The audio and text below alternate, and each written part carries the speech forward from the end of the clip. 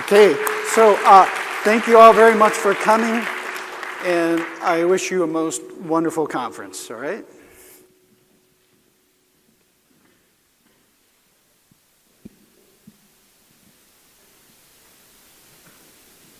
This is where I should insert some great joke about data centers, but I don't have it yet.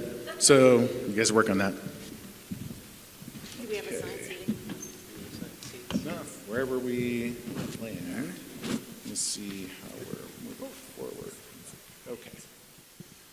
All right, so we're going to start off with some introductions. And so my name's Dane Nestle.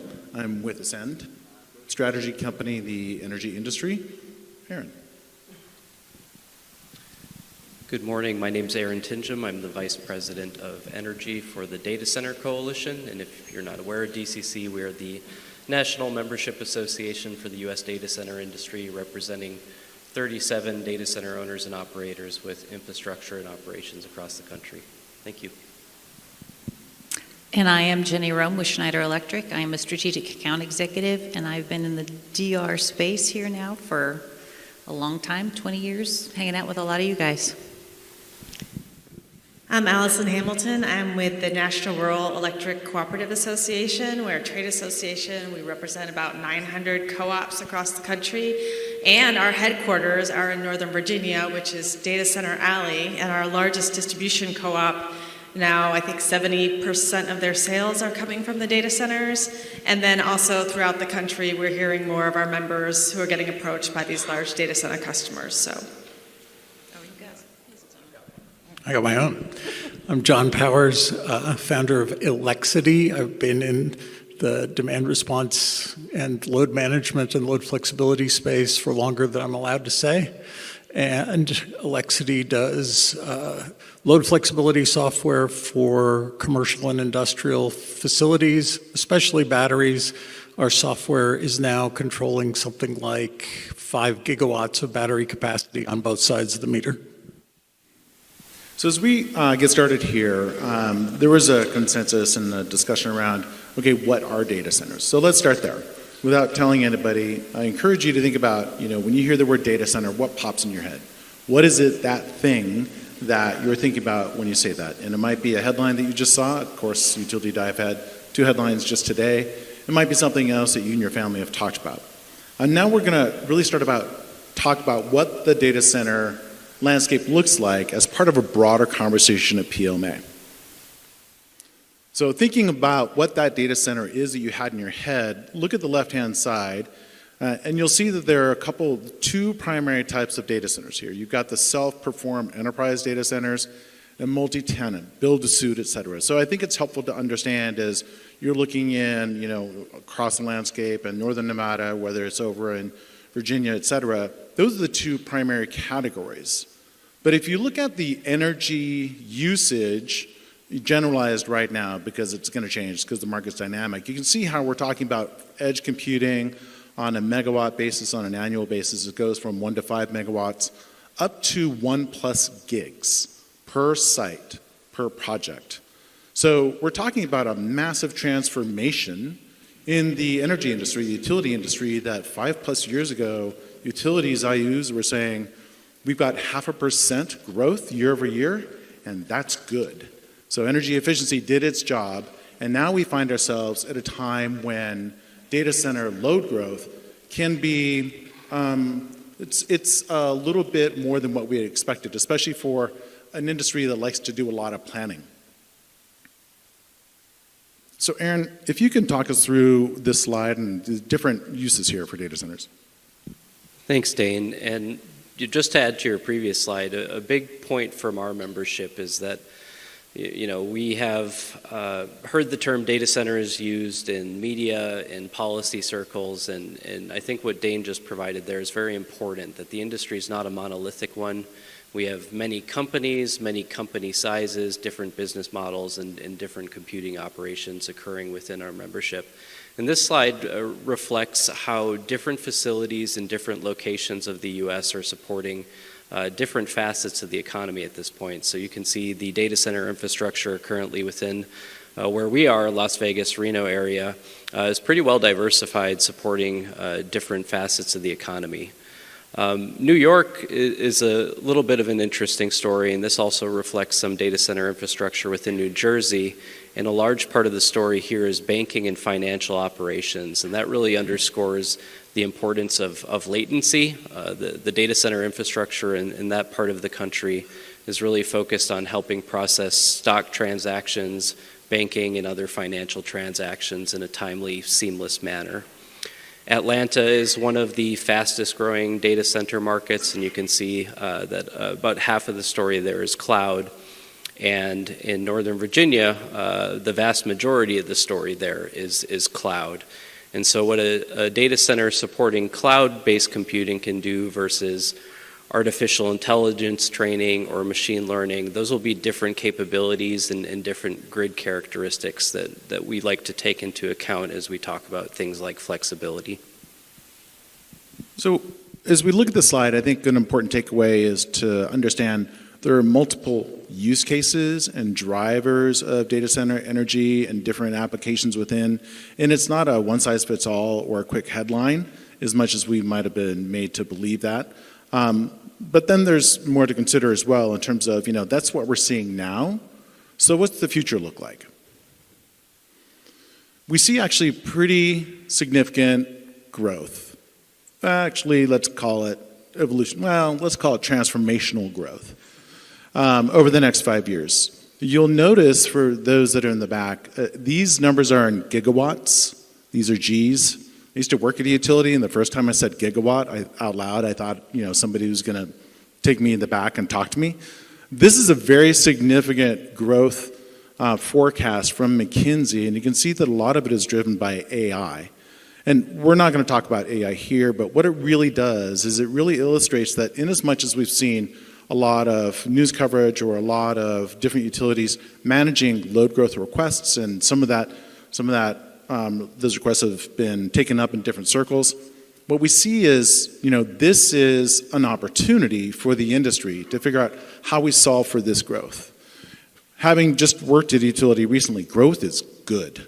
Growth is good because overall it puts downward pressure on customer prices if managed correctly. Growth is good when you have a customer who's willing to bring dollars to the problem and be part of the solution.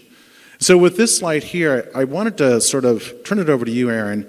As the Data Center Coalition is thinking about what this market looks like, how do you see the market opportunity and the collaborative opportunities with the utilities that you and your members are talking to? Yeah, and we really view load forecasting as the fundamental first step in us collectively meeting this moment.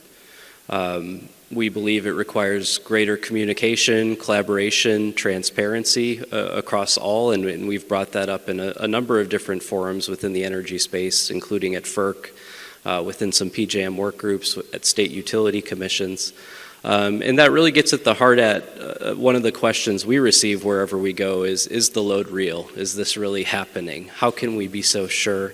How can we land on the closest number to what will actually come to fruition? And so we believe that does start with new forms of communication, new partnerships, greater transparency across the board. We have pushed for something called commercial readiness verification at FERC when we see large load requests coming in.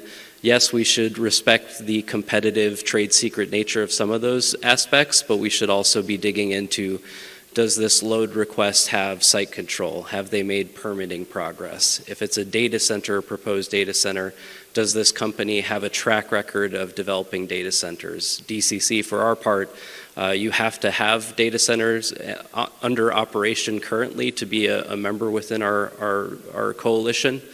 So we really view at this point where there's been an influx of many new companies and many interested in developing data centers that we're getting as granular as we possibly can. So I'm going to frame up a question, Jenny, and then for you, Allison. So Jenny, from the Schneider side of the house, growth is good. Growth is great. Growth is good. Yeah, growth is great.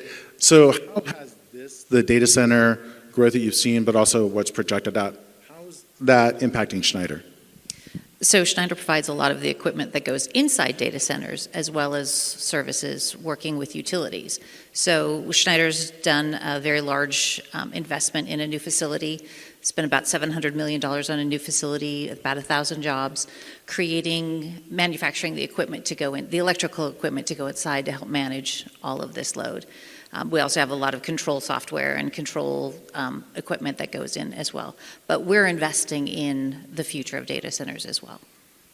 And Allison, for you and your members being on the utility side, I see you. So growth is good, but growth comes with risks. And so there's a couple primary risks that they're concerned about. One is the risk of stranded assets. What if they build out all this infrastructure and then the load doesn't materialize?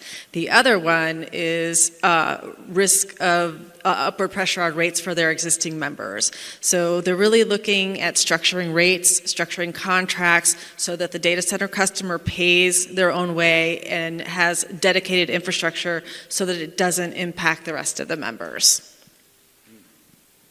So there's issues to solve for. Right. John, if you think about those issues and you think about storage or flexible load, how's that framing up the conversations that you're having?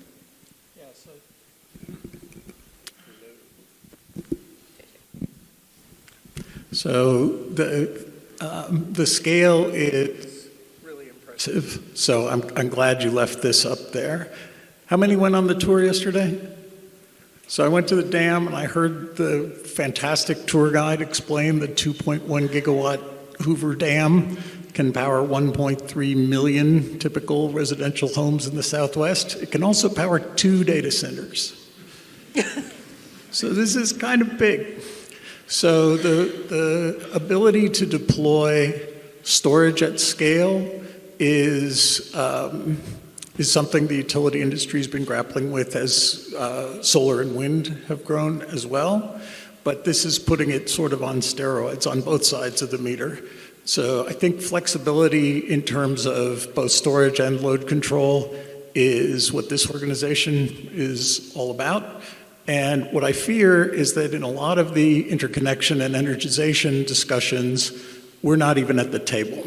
So there's not a lot of discussion about what storage and load flexibility can provide, as opposed to more traditional generation alternatives, either on the utility side or, as is happening in more and more sites, behind the meter, escaping some regulations at the data center site.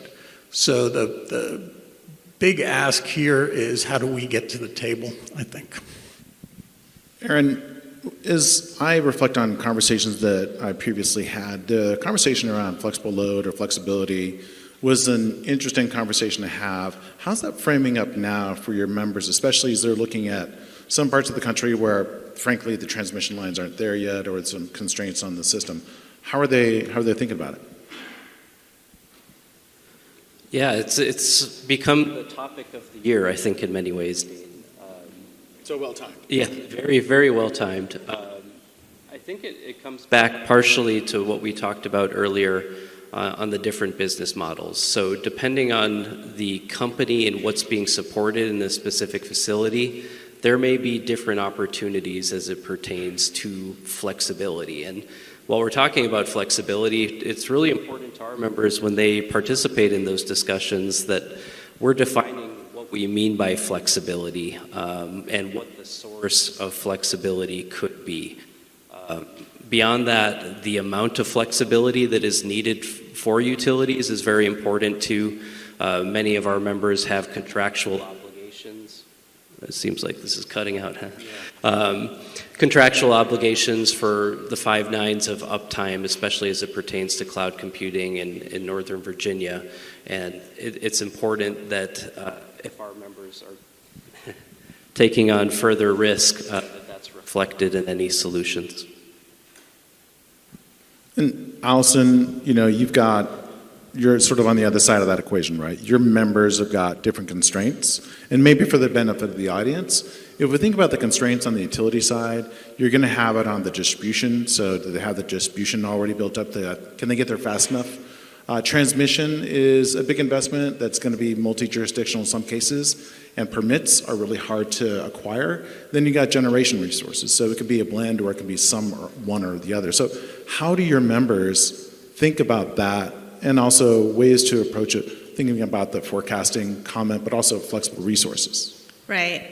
So they are building more resources. I was just at a conference of resource planners, and I heard from at least 5 or 6 of our members that are building CTs or CCs.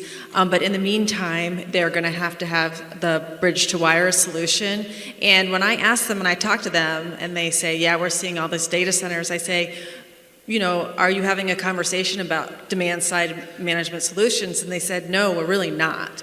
But that's probably going to change over the next 4 or 5 years because, the data centers have already gone after the low-hanging fruit. If there's any excess capacity out there, they've got it. And when that becomes more constrained, they're going to have to negotiate. They're going to have to put it in the contracts. Yes, we can give you 100 hours a year if we can get ahead in the queue and if we can get energized more quickly. So keeping on the theme of constraints, Jenny, I think about supply chain. That was an issue. I don't know if you guys heard about supply chain. When the microphone cuts out of my joke, that's when I'm really upset. So how does Schneider, there were supply chain constraints that you guys were coming out of. You now have this, big demand for your products. How does Schneider, how does the broader industry for transformers, et cetera, thinking about this as well? So the supply chain issues affected everyone. And so building the factories here on U.S. soil has been part of one of the things that we've been able to do just to make the things that we need to make that go in data centers faster, also making sure we do a lot of the requirements for built in America. It's a struggle for all of the manufacturers. And it impacts, the costs that go onto the data centers. John, how are you guys on the storage or flexible load side? How's supply chain, or how's that affecting you guys?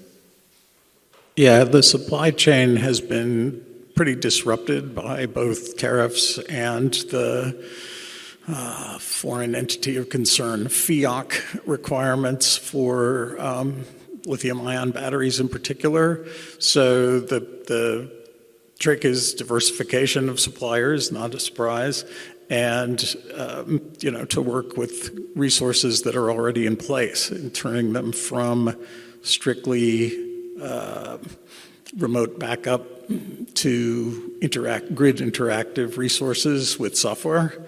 So that is essential right now, and the conditions in the U.S. are improving, but not fast enough. So we're paddling as fast as we can to get the things that are already in the ground more grid interactive.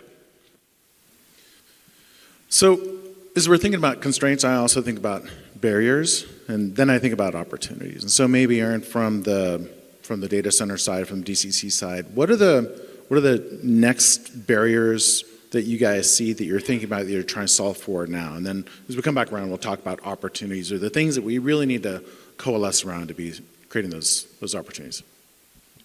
Well, I would say the biggest barrier is, of course, access to reliable power in a timely manner, and that's been the case for the past 2 or 3 years, where in the good old days, our members could set their watch to having power within 18 to 24 months in key data center markets.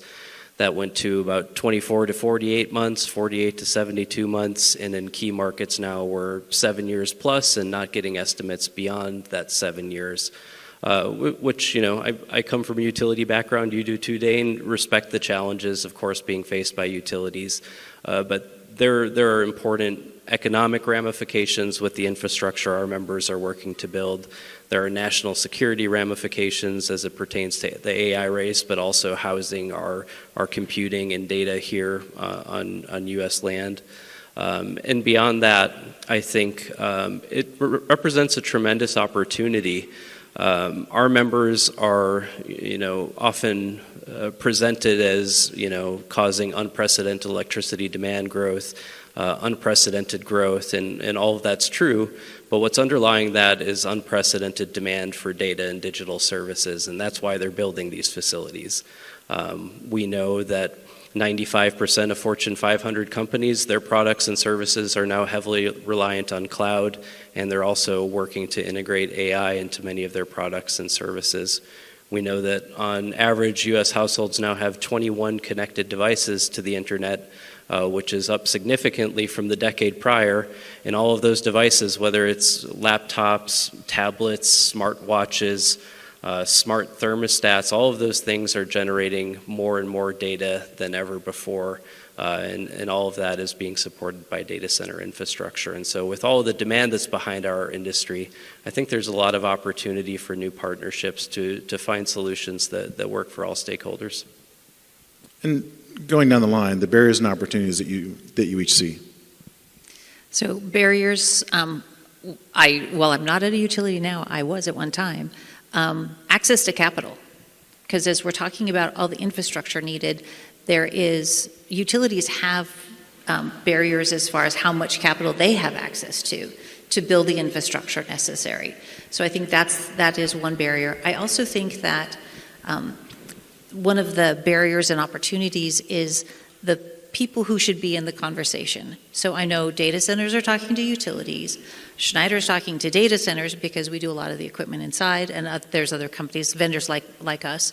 I think that, and then there's people who can provide software solutions as far as, kind of the load management.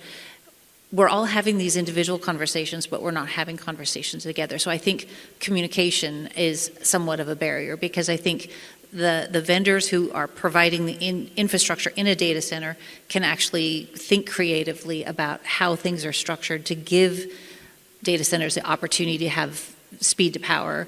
And data centers don't come on at a gigawatt the first day they're on. They do come on in a slower manner. So there's opportunities there. I think you mentioned people, so especially for electric cooperatives that are not-for-profit, resources, internal resources, staff is just to field all the inquiries coming in from data center customers, and then also external resources like law firms and things like that's a huge constraint for a lot of the smaller, more rural electric cooperatives. So I'm an entrepreneur. All I see is opportunity, and the opportunities are in this room. We are faster than generators. We are faster than transmission builders. Bringing on more load flexibility makes more room on the grid for more new load, whether it's from a data center that's flexible or not. Beyond that, I see lots of opportunities. I'm working with a couple of startups. Shout out to Mercury Computing. Shout out to Mercury Computing and Neurowatt. They're working on things that will make data center loads more flexible, but also the loads that are already flexible everywhere else on the grid can make more room for. I'll trade you. All the other flexible resources on the grid can make more room for whether the loads are flexible or not. But I will say the obstacles are, I'll just echo what Jenny said. The ability to work beyond our own silos is essential for taking advantage of these opportunities. Go make a friend with the person who is managing the interconnection queue and the energization plans for data centers. Go meet whoever that is in your utility, because you have solutions that they have not thought of yet. I would add to that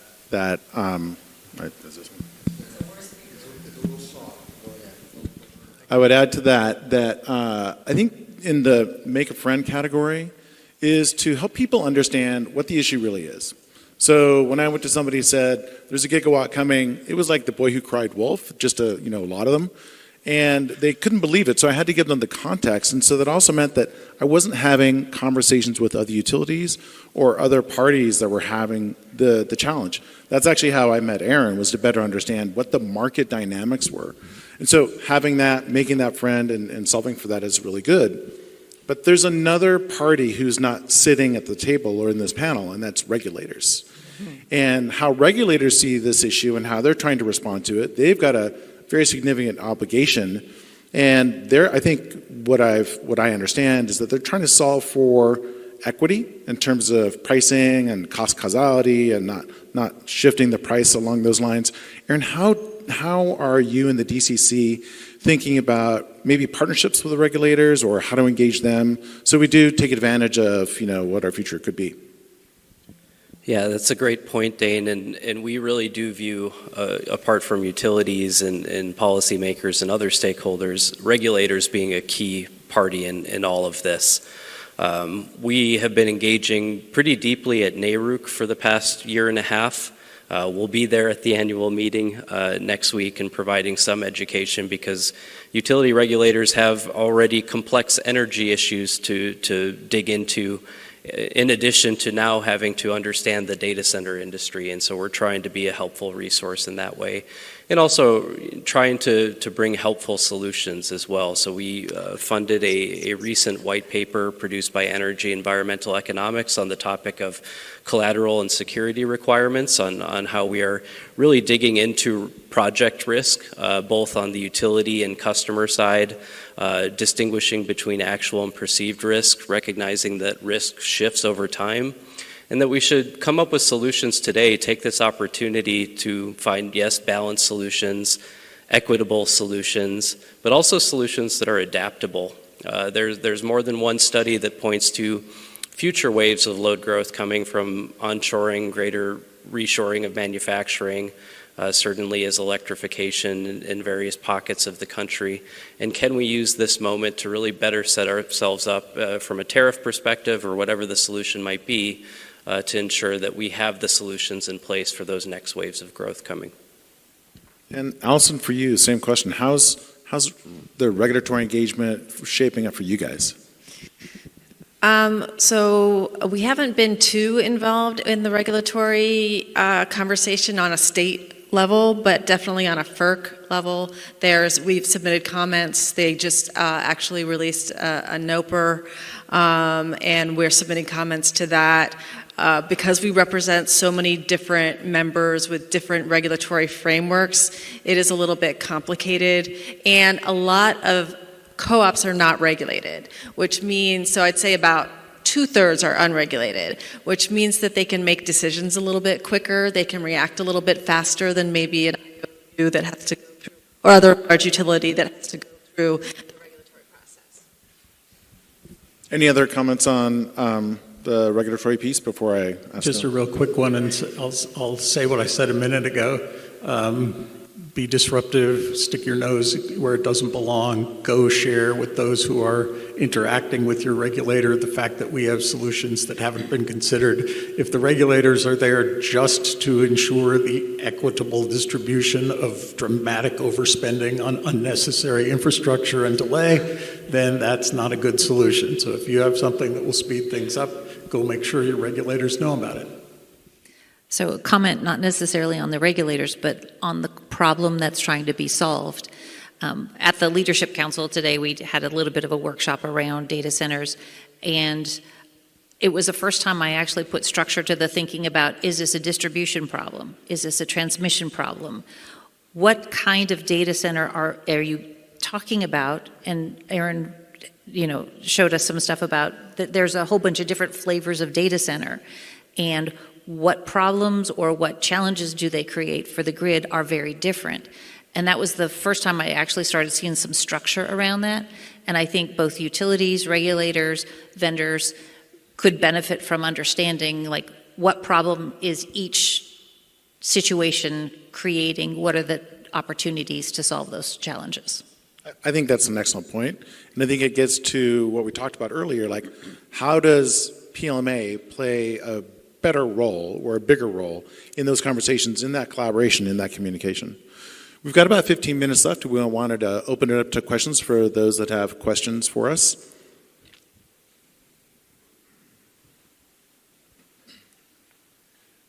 Hi, Brian Grunkemeyer at Flex Energy. In my previous role, I used to run compute services on 300,000 machines for one of the hyperscalers. And we kept our machines at about 98% utilization. However, some of our competitors, like some search engine company, they were only running their data centers about 25% utilization. This allowed them to get some great press releases around being able to flexibly move load from one part to another based on time of day and things like that. But it also meant that they were wasting 4x the capex that they actually needed. And that means you've got more data centers in the queue. It makes it harder to interconnect them.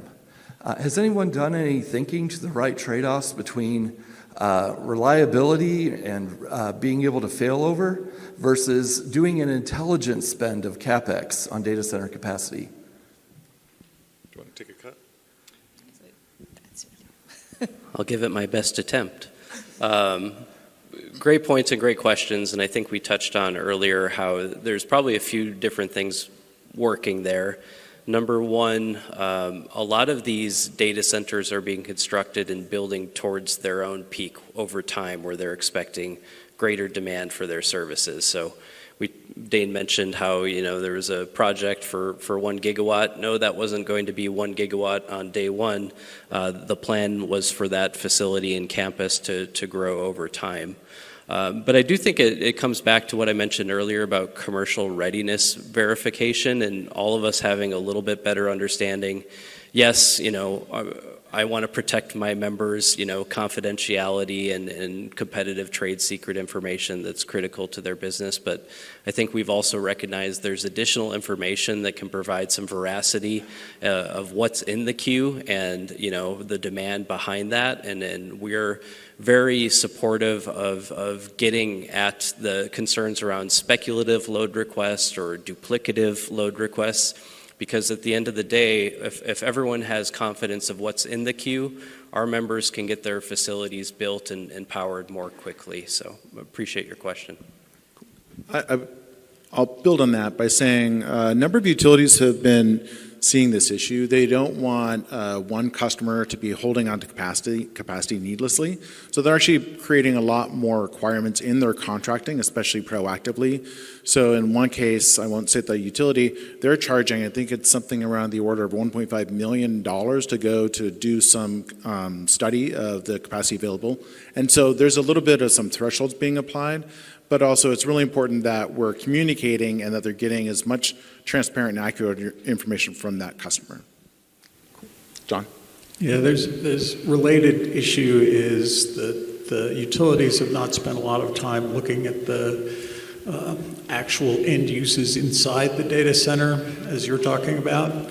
And there are lots of opportunities for what used to be called sort of custom program design around specific energy efficiency measures inside the data center. That could be for cooling, that's kind of an obvious one, but even for compute, there are switches that are more energy efficient than others. There are other things that have never qualified for a utility rebate before that could easily knock a few % off the peak demand of some of these places. So, engagement and communication around the scope of the problem is, requires the whole utility organization to sort of step behind the meter and talk to the end customer. Hi, Paul from National Grid. You showed a slide that showed many different flavors of data centers. I was wondering, are there certain flavors of data centers that have more load flexibility than others? And for those that do, what does that load flexibility look like? Is it always turning down compute, or is it on the cooling side? Let's learn more. I mean, I'll start. I think the challenging answer is it depends. So I'll start at sort of the higher level. Where I live in Oregon, you can't rely on emitting backup resources to qualify as sort of flexible load. So those can't be dispatched unless you're in an emergency situation. And then you have the different types of data centers. And so in a world where a utility is contracting with a data center, that is one contract, it's a two-party contract. If you've got a co-location facility, you've got multiple tenants in that facility and they've got 5-9 uptime expectations, you're not going to be able to effectively do a multi-party contract there efficiently. You might be able to unlock it in some other places. So it becomes what's your jurisdiction, what are the rules and regulations, and then what kind of commercial agreements can be unlocked. And then there's going to be the question of how much additional capital does the customer want to bring. And that can be significant because, if they've got a 100 or 500 megawatt facility and they're willing to pony up 100 megawatts of backup flexibility, that's incremental to what they initially had budgeted for. Any others on that? Hi.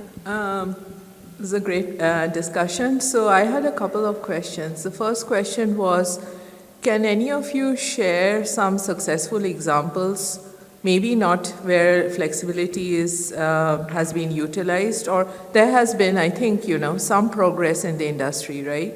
Where some data centers and some utilities have made more progress than others in terms of, thinking about flexibility and utilizing flexibility. So is it possible to share a few examples? And then the second question is, to what extent are we seeing data centers thinking of participating directly in wholesale markets and getting market revenue out of that? And if we are not seeing as much, then what really are the challenges? I'll start and then I'll love you guys to jump in. It's going to sound like this is me talking about Oregon all day, but it just came out. Portland General Electric had worked with a data center to actually contract for additional flexible capacity.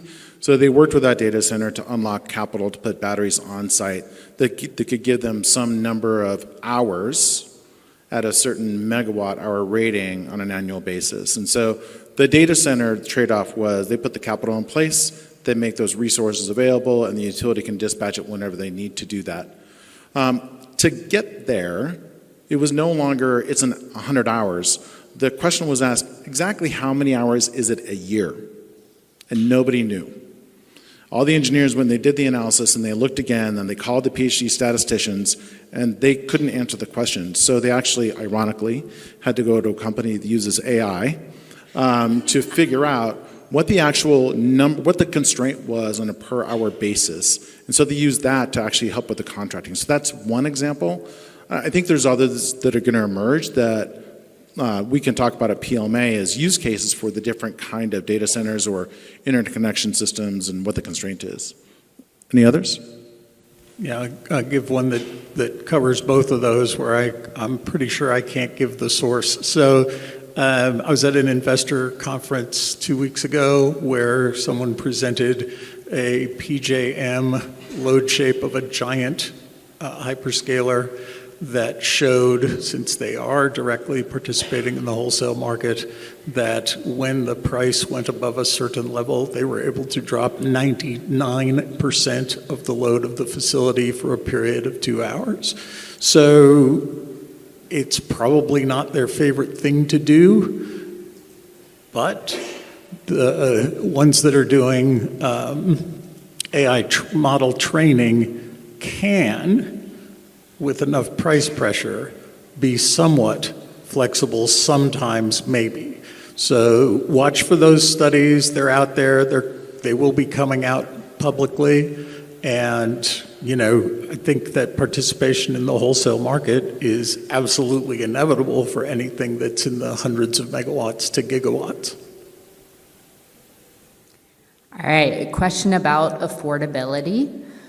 So in the Leadership Council discussion this morning, we heard affordability as one of the top considerations, and it seems there is a role for load flexibility in potentially facilitating some of the affordability challenges that we might be facing. As Allison mentioned, there may be some pressures on rates increasing over time.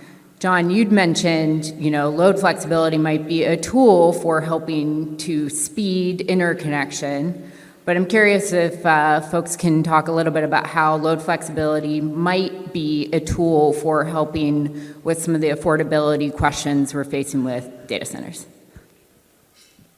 Yep. Yeah, I would say affordability is top of everyone's mind, including our members, because we're engaging in in commissions across the country, and that's certainly concerning with an inflationary backdrop being experienced, especially by residential customers. I think there's a few things to unpack when we dig into affordability. Number one, that there's been an overarching narrative in media and in a number of key data center markets that data centers have driven up rates for all customers to date. Lawrence Berkeley came out with a study that pointed out about a week and a half ago that it's much more complicated than that. And certainly that's been the case in places like Virginia, where the Joint Legislative Audit Review Commission spent a year and a half digging into a range of data center issues, including ratepayer impacts, and found that the industry had been paying what would be considered its fair and reasonable full cost of service. That doesn't mean that there's not a forward-looking consideration here as we contemplate new infrastructure, and I think that's where flexibility comes into play of how can we minimize and right-size the new infrastructure.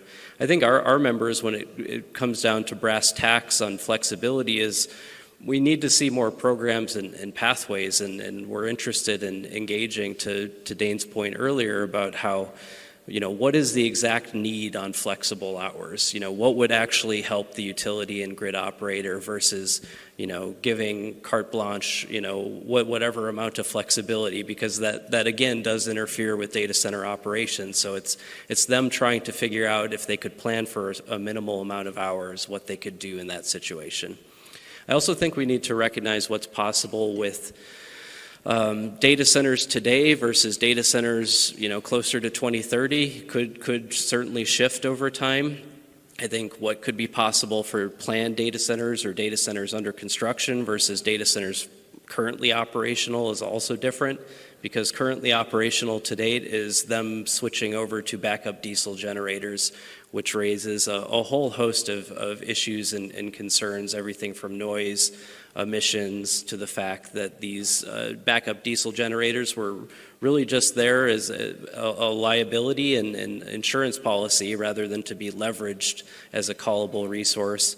Available fuel supply if you are calling upon those more readily. So I think there's a lot to unpack, and I would just encourage everyone to think about what's possible tomorrow, next summer, versus what could be possible towards the end of this decade if we all work together. Allison, any thoughts on affordability? This is working. Okay.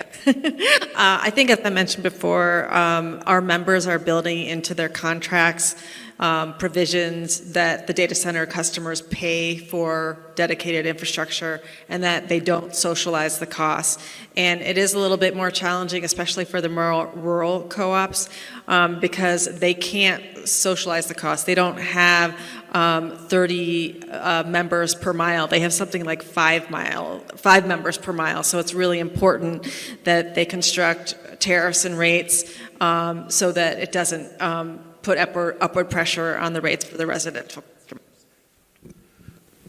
Yeah, I'm all in the LBL camp of it's more complicated than that, because there's no reason that this should drive up the cost of electricity to a different rate class. There's no reason at all. We can put more, the next megawatt we put on the grid will be cheaper than the one before that. The big beautiful bill notwithstanding, solar and wind are cheaper than any other resource. You put more solar and wind and batteries on the grid, the price for the whole grid goes down. My first job out of college was in the rates department of a utility. I know how that sausage is made. If you allocate the costs properly, growth of low-cost power makes rates go down. And we should embrace growth and make sure that there's no cross-subsidies between the groups. And I would just add that on the topic of affordability, there's another side to Aaron's point, right? The narrative that data centers are bad, they're driving up prices. In some communities, when you go there, the communities are very happy because they have nice roads, they have new parks, the schools have got new gyms. This is not uncommon because the data centers are paying so much taxes, their fair share of taxes, and that's very significant for the community. So it's not an energy affordability issue, but there's a benefit side to that question as well. And to be a little bit of a contrarian, I think that the increase in costs isn't necessarily driven by data centers. There's a lot of other large industries that are also creating pressure. But there's also been a systematic underinvestment in this utilities infrastructure for decades. There hasn't been the load growth, and there hasn't been the funding mechanism to invest in this aging infrastructure. And now you're having to, because you have this more growth. And so it's not just that they're the bad guys, it's that there's been this underinvestment, this deferred maintenance that is now needing to be taken care of. Hi, thank you. So I think to date, when we've talked about energy storage, we mostly think about batteries, but I've heard more and more interest in thermal energy storage as we need more and more load flexibility. So data centers seem like a great application of that since so much of the load is cooling. And I was just wondering if you could comment on opportunities for thermal energy storage in data centers, if that's something data centers are looking at, or hopefully if there are examples of that being successfully deployed. I'll just say there's a wonderful session on that tomorrow morning, right? So, yeah, that's being tackled head on by C&I Interest Group. Thanks.